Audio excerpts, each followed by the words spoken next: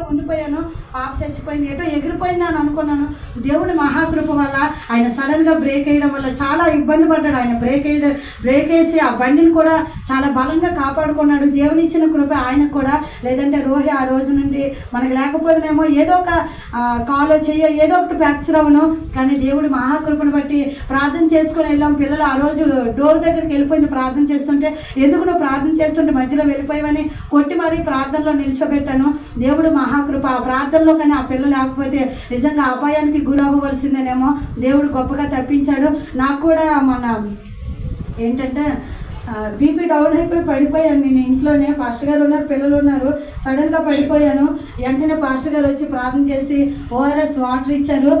within సెకండ్లో అసలు నేను పడిపోయాను సంగతి నాకు తెలియకుండానే, ప్రభా పిల్లలు స్కూల్కి టైం అయిపోతుంది, వీళ్ళందరూ క్యారేజ్లో కట్టాలి, ఎలా నేను పడిపోయాను అనేసరికి దేవుడు మహాకృపను బట్టి ఎంత